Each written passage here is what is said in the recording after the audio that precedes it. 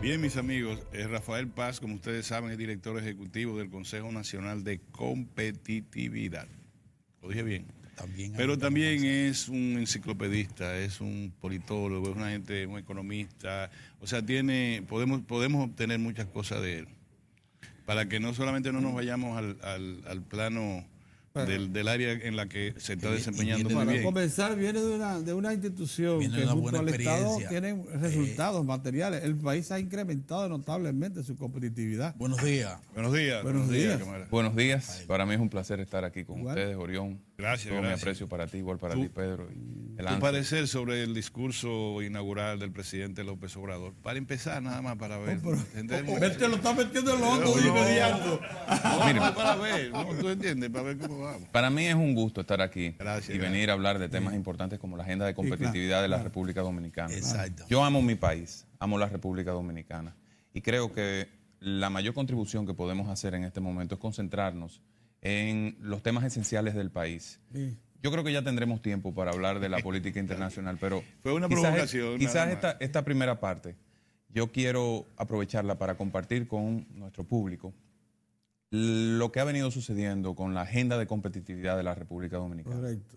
que se denomina Dominicana Competitiva y es el producto de una gran alianza público-privada que ha sido liderada por el presidente Medina y que tiene como actores claves al gobierno dominicano a través de los 9 ministerios fundamentales en la parte económica, administrativo de la presidencia, el Ministerio de la Presidencia, Hacienda, Economía, Industria y Comercio, Turismo, Agricultura, el CIRD y el sector privado, con 9 de los CEOs, de los presidentes de las principales firmas dominicanas, designados por decreto por el presidente, Ligia Bonetti, Pedro Brache, Felipe Vicini, Manuel Alejandro Grullón, Fran Rainieri, Fernando Capellán, Luis Molina Checar y José Miguel González Cuadra.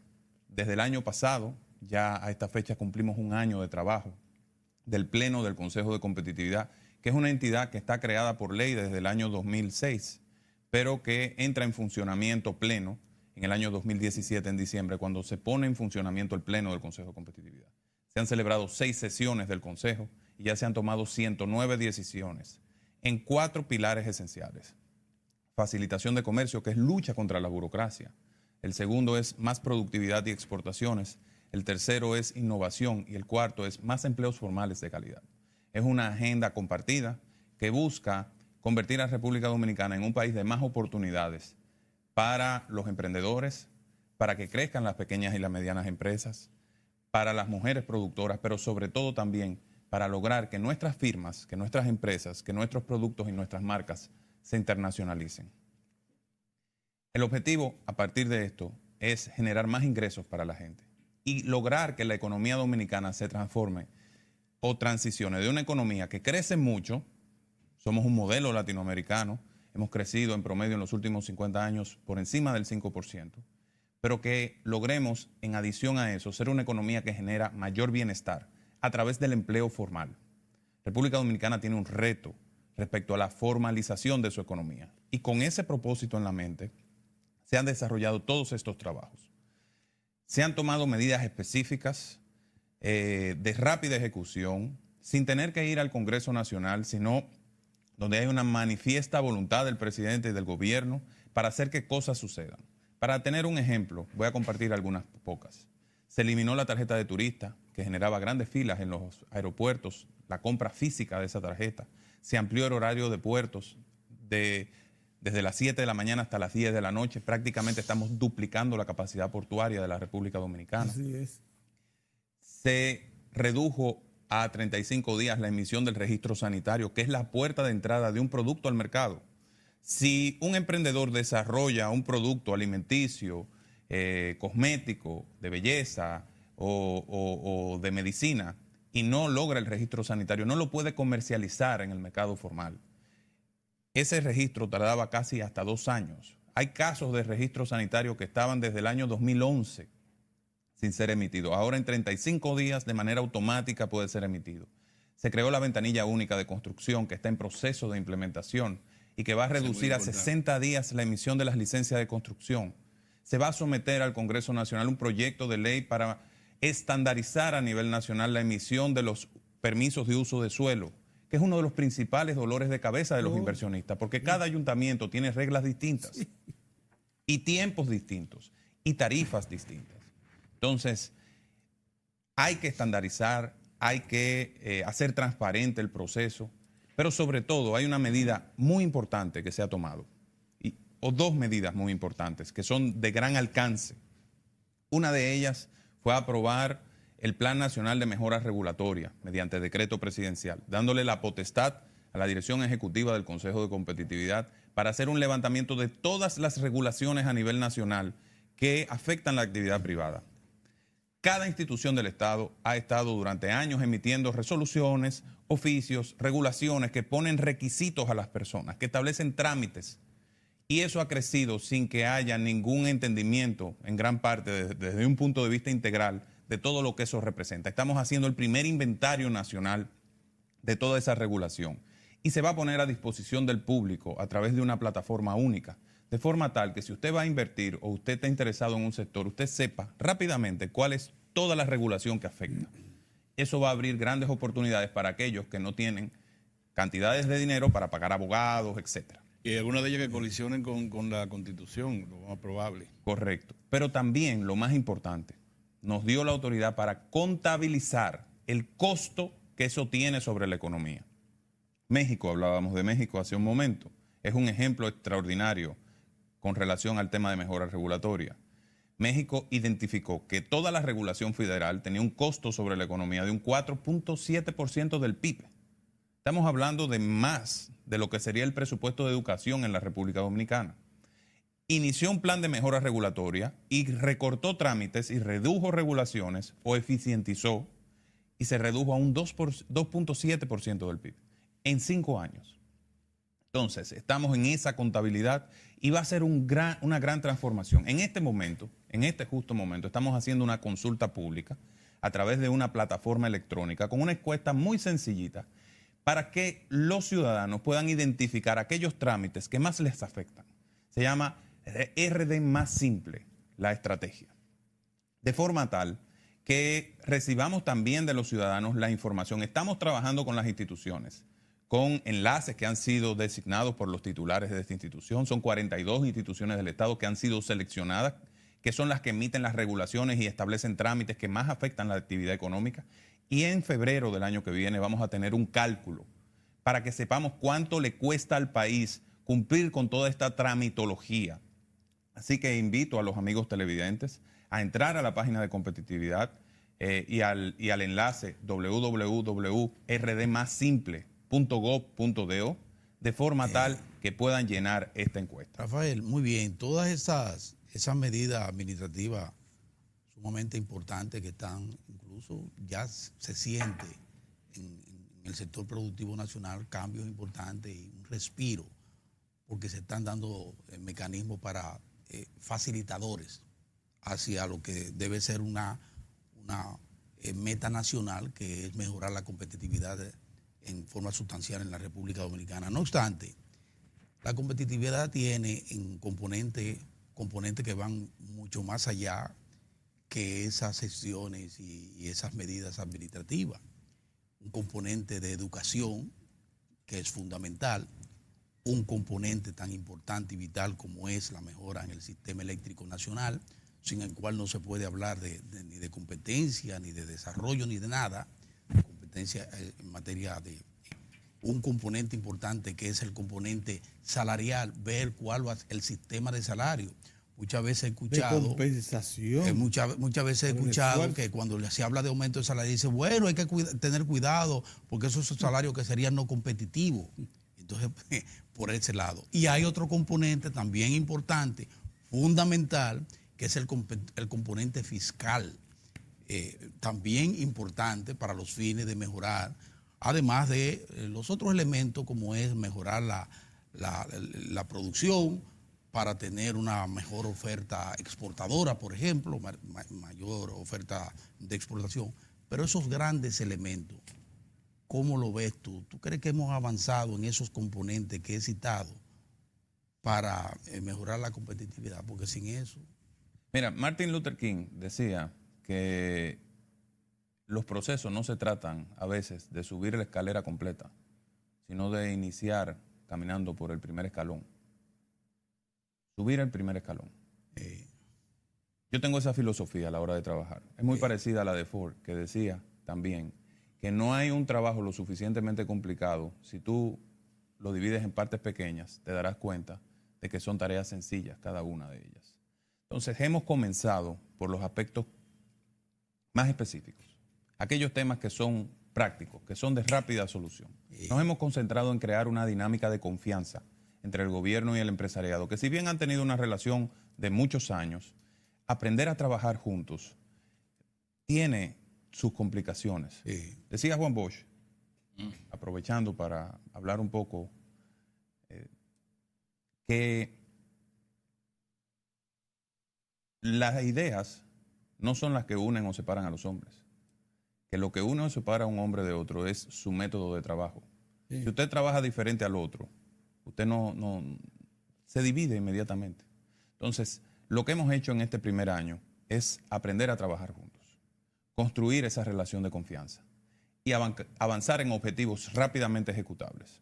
Estos temas están pendientes y son esenciales para lograr un objetivo mayor, que es el de la República Dominicana. República Dominicana tiene que convertirse en un país exportador.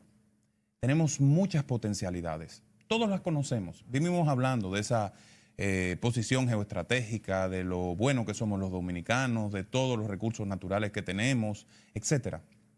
Ahora el reto está en aprender a utilizar todo eso para convertir al país en un país que exporte más, como hicieron los países del sudeste asiático, que eran países muy similares a los nuestros. En el año 60 éramos países idénticos, pero hoy son grandes economías exportadoras porque aprendieron a combinar sus potencialidades para un propósito mayor. Entonces, ¿cuáles son los próximos pasos? Para lograrlo, necesitamos evidentemente aumentar la productividad. República Dominicana, muchos han dicho, y yo coincido en eso, no debe competir en el escenario internacional en función de salarios bajos. Todo lo contrario. República Dominicana tiene que competir en función de valor agregado y de ganancias de productividad. Eso me agrada. De ganancias de productividad. Pero para poder tener ganancias de productividad hay que medirla. República Dominicana hasta ahora no ha medido su productividad. No hay una serie histórica que le permita a usted identificar cómo va la productividad entre los distintos sectores por año. En enero próximo vamos a lanzar el primer índice nacional de competitividad de la República Dominicana y vamos a medir la evolución de la productividad total de los factores de la economía, que son trabajo y capital, en 17 años, pero vamos a analizar también cómo ha ido creciendo o bajando la productividad a nivel sectorial en términos laborales. Y ese diagnóstico nos va a permitir trazar políticas claras. Pero no nos hemos quedado en simplemente vamos a hacer un análisis o vamos a publicar este índice. Nos adelantamos y se creó un comité de desarrollo productivo y las exportaciones que durante un mes estuvo trabajando más de 19 reuniones de trabajo, 2 de ellas incluyeron al presidente de la República con los ministros de las áreas, que concluyó en una reunión del Consejo de Competitividad luego de más de 1.700 horas persona de trabajo, más de 63 instituciones públicas y privadas, y se parieron 88 medidas que están en proceso de ejecución. Ustedes han visto varias de ellas a través de decreto presidencial en los últimos días. Por ejemplo, se estableció el perfil para los representantes de comerciales del país en el exterior para que haya un nivel de capacidad determinada. Se amplió el horario de los puertos, se emitió un decreto que permite las exportaciones de ámbar y larimar reguladas por el Ministerio de Energía y Minas, que estaba prohibido. Se declaró como reserva fiscal la zona de Ávila, es decir, la parte muy importante donde estaban las explotaciones bauxitas, porque se ha identificado que ahí hay tierras raras y se requiere hacer unos estudios para determinar si hay en cantidad suficiente para exportación. ¿Y cuáles tierras raras? ¿Y cuáles tierras raras hay? El riesgo que se corría no teniendo esta zona declarada como reserva fiscal era que viniera cualquier inversionista extranjero, solicitara la exploración e inmediatamente tenía un derecho de precedencia. Así es. E inmediatamente había que otorgar una concesión de explotación minera. Ahora el Estado tiene la posibilidad de identificar el yacimiento y de tomar una decisión en función del interés nacional. Exactamente. Entonces, son medidas importantes. Se tomaron una serie de medidas en el ámbito agrícola, en el ámbito del turismo. Van a salir varios decretos vinculados al tema turística, a la seguridad turística, a la gestión de las playas. Sí. Se van a emitir medidas con relación a la formación técnico-profesional y alinear la estrategia de formación y capacitación para la industria nacional. Eso es fundamental. Y se está construyendo un plan para potenciar la industria dominicana y para aumentar nuestra capacidad de atraer inversiones, tomando en cuenta las cadenas globales de valor y fortalecer sectores como zonas francas, y también el sector agrícola de la República Dominicana. Ahí es que tenemos un gran potencial. Si logramos desarrollar el sector agrícola, encadenarlo con la industria, venderle a los regímenes especiales y exportar, República Dominicana tiene un futuro promisorio. Déjame que me voy. Sí. Rafael, así mismo como un primer paso de la gran marcha o el primer escalón, hay plazos fatales. Exacto. Fatales, que tú independiente de tu voluntad, hay un plazo tal para tal cosa. Hasta para la vida.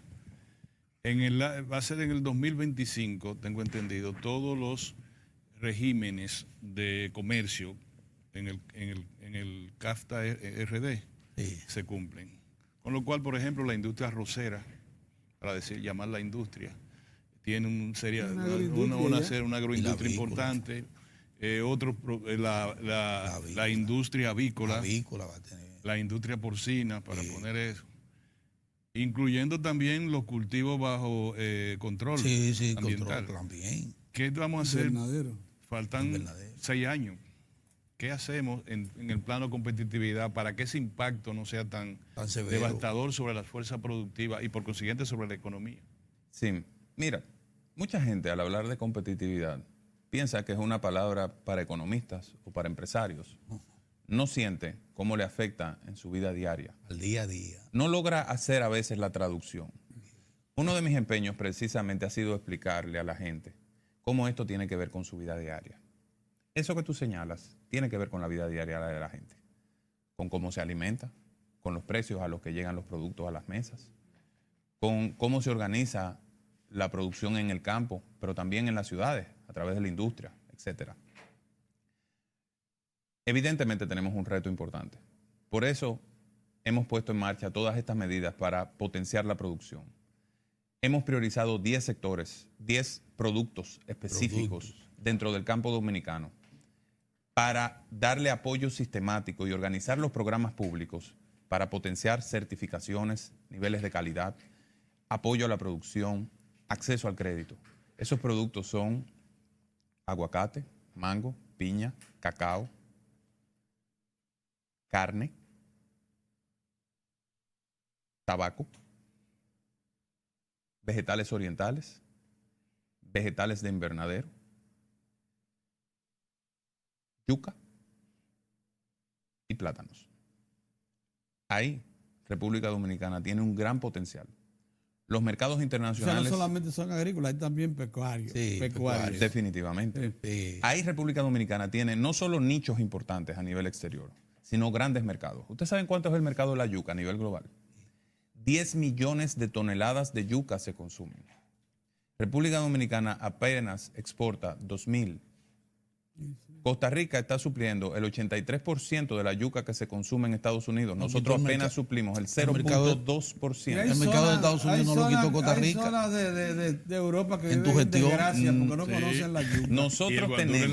Nosotros tenemos, según la FAO, una de las tierras más productivas del mundo, con nutrientes que no aparecen en ninguna otra parte, que es la tierra de Moca y de esa zona por ahí. Entonces, de lo que se trata es de aprovechar ese gran potencial. Los chinitos se volvieron locos. Otra es la piña dominicana. Rafael, vámonos a ir a un cambio para continuar sobre ese tema.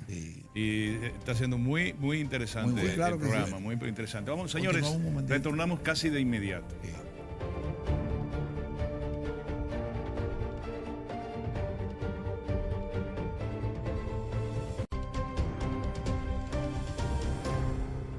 Tenemos la agradable visita de Rafael Paz Familia. Él es el director ejecutivo del Consejo Nacional de Competitividad, pero con él se puede contextualizar también, porque es de los jóvenes que se ha impuesto a hacer un estudio de nuestra propia realidad, compararla con el exterior y salir un poco de esta insularidad que nos afecta siempre en el análisis y en la acción. Rafael, dos cosas. Yo creo que sería conveniente decir que sí, que habíamos progresado. Lo reportaron los organismos multilaterales hasta el momento en que ellos midieron competitividad. O sea, que no es que tampoco venimos de zona cero. No, pero lo que señalaste son puntos necesarios para poder dar un salto adelante en competitividad y embarcarnos en lo que es un modelo abierto de economía que es muy severo y nos pone muchas trampas. Pero en segundo lugar, una cosa que sí me preocupa y quiero externar. Muchas veces ustedes, los líderes empresariales que han demostrado posición de liderazgo, nos sitúan a nosotros en una informalidad que creen que es únicamente nuestra. Y la informalidad en la economía latinoamericana es la línea presente en toda la economía latinoamericana. Es más, nosotros estamos en un nivel intermedio. Cuando se habla de un 56%, estamos justo en el medio, porque hay economías, algunas 60, de ellas que suponíamos más avanzadas, como Perú y Ecuador y Colombia, que tienen una informalidad superior al 56, al 54, que es el que tenemos en este momento. O sea, está bien. Yo oigo mucho en los líderes empresariales, Hombre Empresa, Asociación de Industria, mencionar la informalidad como el obstáculo y parecería que somos los únicos portadores de informalidad hay en toda América Latina, incluyendo México. Entonces, ustedes cuando analizan eso saben que no estamos partiendo de cero, que lo que tenemos sí es objetivos importantes por delante para poder superarnos en nuestro posicionamiento en América Latina. ¿No es que sea así? Mira, a mí me gusta reflexionar mucho sobre la República Dominicana como país. Y he llegado a la conclusión de que nosotros somos un país sui generis, particular, con una realidad que no puede ser comparada con la de ninguno de nuestros pares de la región. Voy a aprovechar rápidamente para compartir la razón de por qué. Si usted mira a República Dominicana dentro del Caribe, se va a dar cuenta que es la única de las grandes Antillas que es un país completamente integrado a la comunidad internacional. Sí. Cuba tiene una realidad particular, Puerto Rico tiene otra realidad particular. Jamaica también. Jamaica también. Después, el único país que tiene libertad completa de acción es República Dominicana.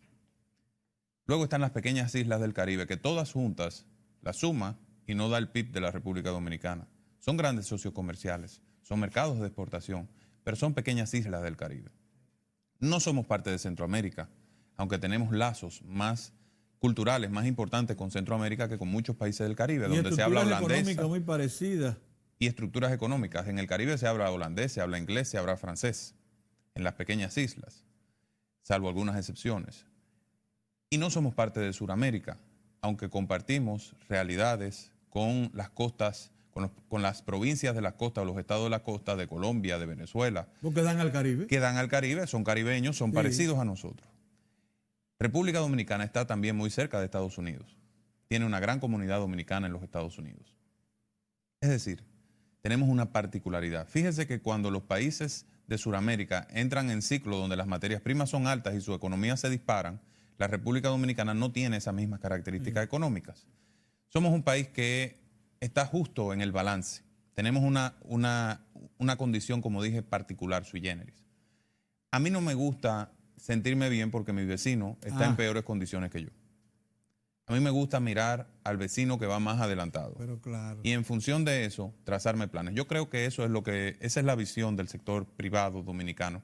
Y por eso empuja tanto para que se reduzcan los niveles de informalidad. República Dominicana es un país mediano, es un país de 10 millones de habitantes. ¿Pero qué se está haciendo para mejorar la informalidad en el país? Pues yo no veo acción en esa dirección. La mejoría de la informalidad viene por muchas razones, pero la principal tiene que ser la facilitación de la actividad productiva. Si es difícil pagar impuestos.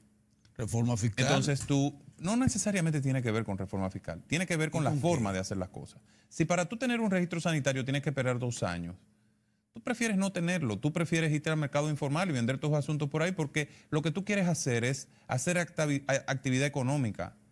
usted no se mete empresario para hacer trámites. Los trámites vienen porque se establecen desde afuera. Entonces, si usted está tratando de construir un emprendimiento y te la ponen difícil, entonces tú recurres a la informalidad. Por supuesto. Entonces, ¿qué tenemos que hacer? Un sistema que sea friendly, que sea amigable para aquel que quiera emprender. Se está avanzando en ese sentido. La DGI ha planteado que a principios de este año inicia el sistema de pago único para las pequeñas, las medianas, para las micro y las pequeñas empresas que facturan menos de 8 millones de pesos. Entonces, esas van a poder pagar fácilmente con un pago único. Los anticipos. Eliminando los anticipos en ese caso, porque la ley lo permite, el Código Tributario actual, para el caso de las microempresas que facturan menos de 8 millones de pesos. Y además de eso, facilitando el proceso de pago, porque es que no es solo un tema de cuánto pagas. Es que si para hacer el reporte necesitas un abogado y un contable, eso es un costo adicional que te complica la existencia. Y tú prefieres no tenerlo. Eso es lo que pasa en la práctica. Exactamente. Entonces, por eso esta decisión de la Dirección General de Impuestos Internos va a tener una influencia determinante. Esto que estamos haciendo con el registro sanitario también, lo que estamos haciendo con la ventanilla única de construcción, para que las construcciones se formalicen, todo eso va a beneficiar el proceso de formalización de la economía. Es lograr que la gente vea el beneficio de hacerse formal. Las decisiones que se han tomado, por ejemplo, con el tema de pago único y su vinculación a la seguridad social, que los microempresarios que se acojan a este régimen podrán beneficiarse de la seguridad social con unos criterios establecidos en la propia ley, va a ayudar a que la gente vea el beneficio de la formalidad. Y ahí debemos trabajar todos juntos, todas las instituciones del Estado. Fíjense en algo, esta administración ha sido la única que ha trazado un plan serio, concreto y estratégico alrededor del tema de las pequeñas, las medianas y las microempresas. Nunca como antes se le había dado apoyo a las micro y las pequeñas empresas. Sí. Todo el esfuerzo que se ha hecho a través de Banca Solidaria, todo el esfuerzo que se ha hecho a través del Viceministerio de las MIPYMES, todo el esfuerzo que se ha hecho a través del Banco Agrícola, todo eso lo que tiende es a la formalidad, a la formalización de la actividad económica, que al final se traduce en más derechos para las personas. ¿Por qué? Porque cuando usted es un trabajador formal, usted tiene derecho a la seguridad social, usted tiene derecho a sus prestaciones, usted accede a un mundo que estando en la informalidad no tiene posibilidad. Mucha gente dice, bueno, pero es que cuando tú eres informal ganas más. Fíjate el caso del chinero, que factura y gana limpio. Sí, pero el chinero no es un trabajador informal. El chinero es un empresario informal. El trabajador informal es el ayudante que él tiene, que no le pagan vacaciones, que no tiene seguridad social, que no tiene ninguno de esos derechos. Entonces, hacia la formalidad es que debemos tender. Muy bien. No sé si tú tienes sobre ese tema. Me parece que él da por sentado que ciertamente los últimos reportes que se tienen de los organismos multilaterales daban cuenta de que habíamos progresado en la competitividad y que además son una economía media en lo que se refiere a la informalidad. Yo creo que usted dio por asentado eso. Sí. Y a partir de ahí creo que entonces lo que nos proponemos es mejorar ese estatus. Sí, es importante, Pedro, señalar lo siguiente. ¿Sabes lo más importante de todo? Que estamos trabajando juntos para lograrlo. Exacto. Que estamos tomando medidas, que estamos haciendo las reformas que se requieren. Así es. Las mediciones internacionales incluso solo miden hasta mayo del año pasado. La mayoría de las decisiones han entrado en implementación después de mayo y la veremos el año que viene. La veremos en los índices del Banco Mundial y del Foro Económico Mundial, reflejadas ya como hechos concretos. Y ese es uno de los retos de esta agenda de competitividad. Lograr resultados concretos, medibles, que todo lo que se abre, cierre. Pero lo que usted dijo fue de mucho entusiasmo, yo se fue también muy entusiasmado, porque no sabíamos que se estaba montando un instrumental para medir la competitividad. El índice, sí. Porque estábamos pendientes siempre de lo que nos dijeran los organismos multilaterales, que era lo que estaban midiéndolo. O sea, estamos en la línea de corregir y mejorar, lógicamente. Pero yo quiero insistir con el asunto de... no se puede hablar de nada de desarrollo ni de competitividad de nada si tú no cuentas con un recurso humano que asimile la vocación por mejorarse a sí mismo. Tú hacías un planteamiento fundamental, tú decías competitividad es cotidianidad. La competitividad debemos sentirla en el seno de incluso de la familia con el propio presupuesto, de cómo podemos mejorar nuestra capacidad de compra, por ejemplo, nuestra capacidad de accionar en todo el ámbito productivo del país. Yo insisto, hay un componente que es un componente salario y hay otro componente que es un componente empleo. Nosotros estamos abocados a tratar de incrementar el número de empleos en el país sobre la base de que esos empleos sean formales, que le den garantía al trabajador de que además de recibir un salario va a tener garantizado también cosas tan vitales como es la seguridad social, ¿verdad? Pero por otro lado estamos llamados a crear un sistema salarial que nos garantice mejoras para el trabajador, pero al mismo tiempo que cuide la estabilidad, que cuide la competitividad, que cuide el buen accionar y que no provoque distorsiones que puedan incluso dar al traste con los empleos creados. En esos dos componentes que yo quiero que hagamos un poquito de énfasis desde el plano de la oficina que usted dirige, en el plano del salario y en el plano del empleo. Que se percibe que no ha habido compensación salarial no la ha habido con respecto al esfuerzo por incrementar la competitividad. Con una economía que está creciendo, que va a terminar este año casi un 7%, una vez más de crecimiento. Sí, miren, uno de los retos de la República Dominicana, como decía al principio, no es solo crecer, sino es crecer con empleo de calidad. Definitivamente. Ahora, tenemos que también ver de dónde viene la República Dominicana. Por ejemplo, esa ley del 80-20, eso hay que revisarlo. Mira, o aplicarlo, terminamos de aplicarlo, como debe ser, como manda la ley, o revisarlo, pero eso hay que hacerlo ya. ¿Quieren que les cuente algo el interesante? Código laboral, ¿qué hay que hacer con que le ese dé un código? enfoque en función de la competitividad. Miren, en el año 1970, la inversión en educación en la República Dominicana era de 2.6% del PIB. Así es. De manera progresiva, durante los próximos 23 años, esa inversión en educación se fue cayendo y cayó a un pico negativo histórico del 0.73% del PIB en el año 1994. Para recuperar el 2.6% hubo que esperar hasta el año 2010.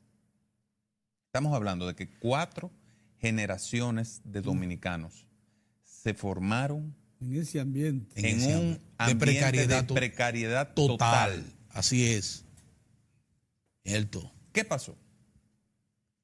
En la primera década de los 2000 se consternó la sociedad porque los jovencitos que se formaron con ese presupuesto precario se convirtieron en profesores.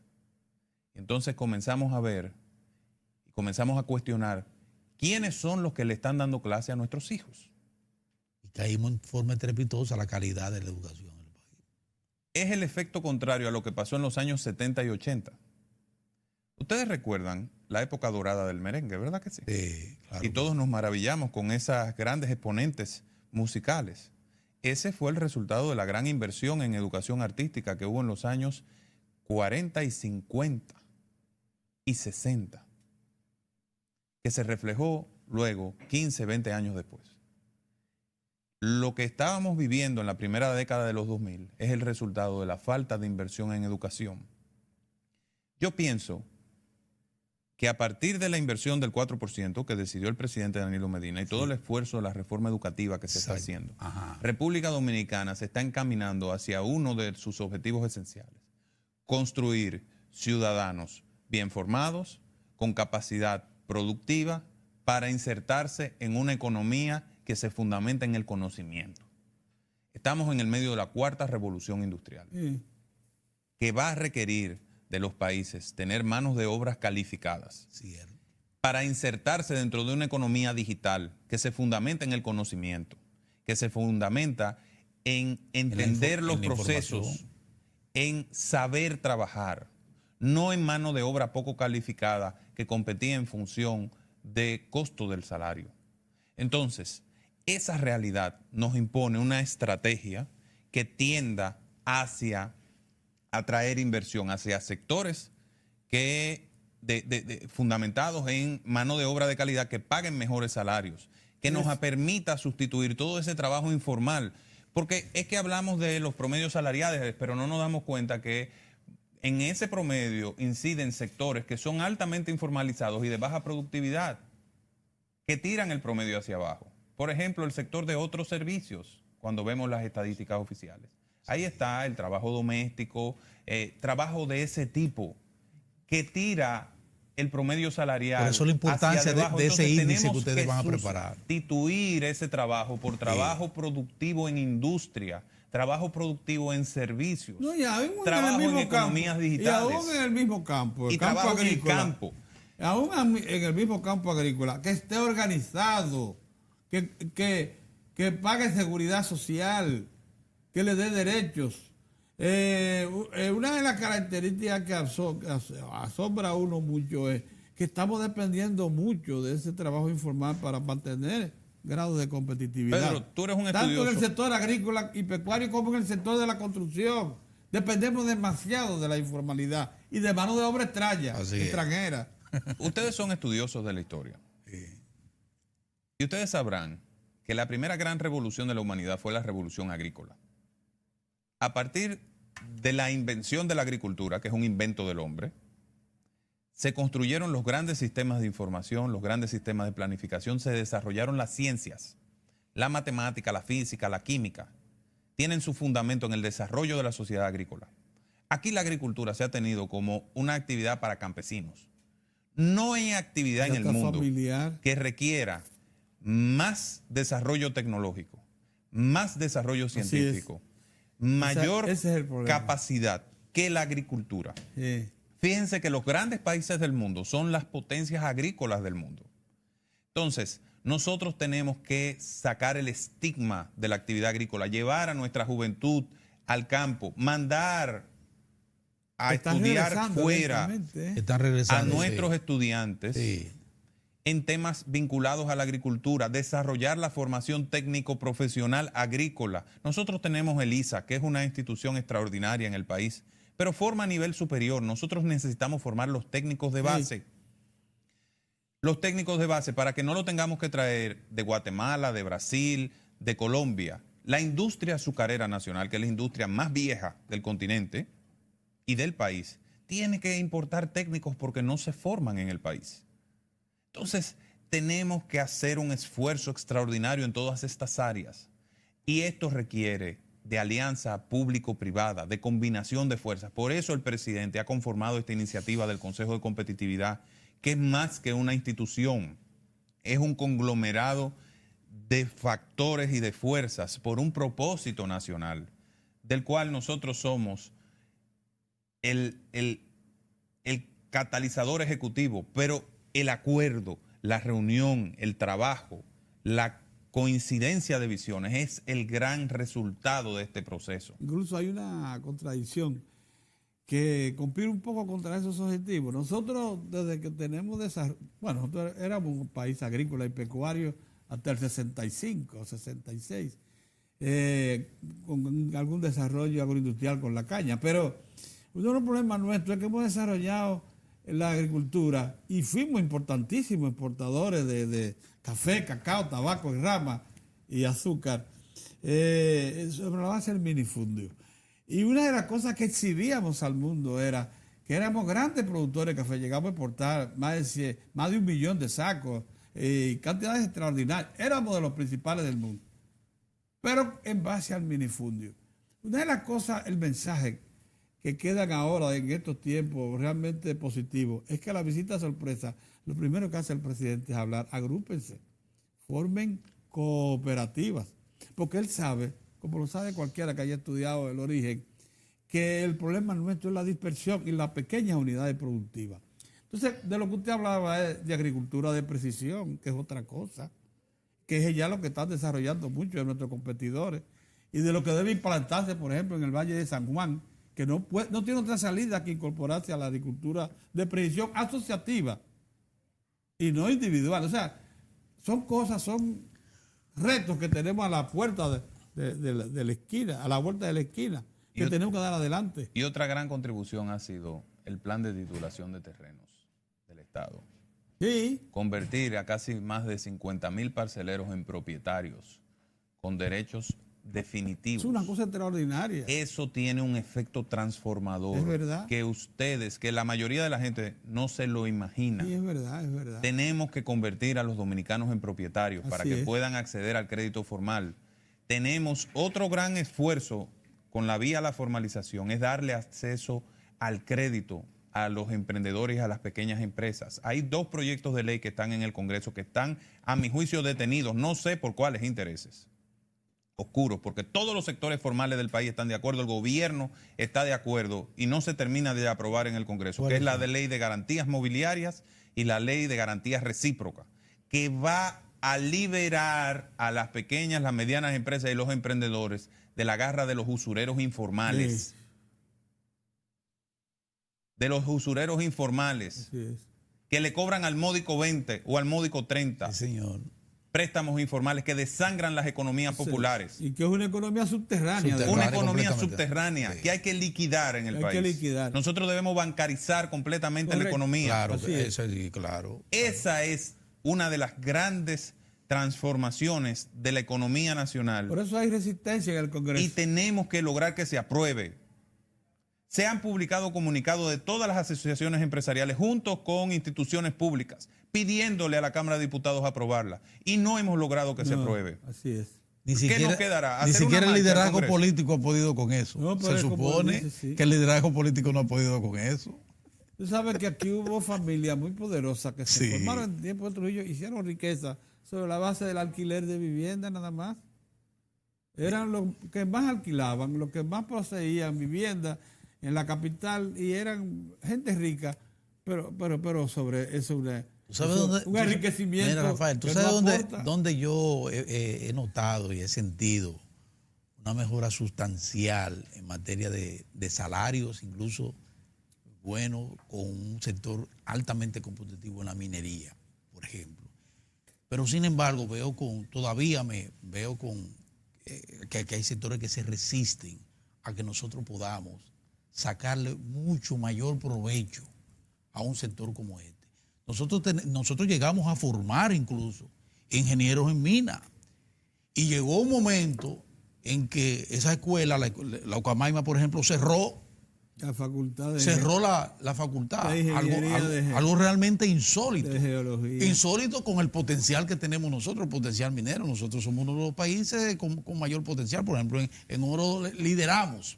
Estamos entre los primeros 5. En la Universidad Oriental, allá en entonces yo digo, Rafael, en materia ya sectorial, ¿cómo tú ves los procesos de sectores tan competitivos como el turismo, que va a entrar en un plan de reforma, de acuerdo a lo que uno está viendo, y la minería, que aunque tiene algunos rezagos, ¿cómo tú ves esos dos sectores? Esos dos sectores. Interrogante, tu impresión del viaje a China y lo que tú avisoras. Bueno, yo he dicho que hay grupos minoritarios que por razones políticas han querido satanizar la minería en la República Dominicana y tomarla como bandera para hacer presencia en los medios de comunicación y justificar un posicionamiento. Y chantaje también. Por razones políticas. Por razones políticas. Sabiendo que República Dominicana necesita aprovechar esos recursos para financiar su proceso de desarrollo. Sabiendo que las técnicas modernas de la actividad minera ya pueden generar una coexistencia entre un medio ambiente equilibrado y la preservación de los recursos naturales y la explotación minera. Entonces, República Dominicana tiene que avanzar y no puede ser objeto del chantaje constante de grupos que lo que buscan es posicionarse políticamente con ese tema. República Dominicana tiene un compromiso con su población, que es financiar el desarrollo de su gente. Todos los países que han avanzado han aprovechado sus recursos naturales, han aprovechado sus recursos mineros. Europa es el ejemplo mundial de la minería y es posiblemente en términos de desarrollo humano la zona de mayor avance del mundo.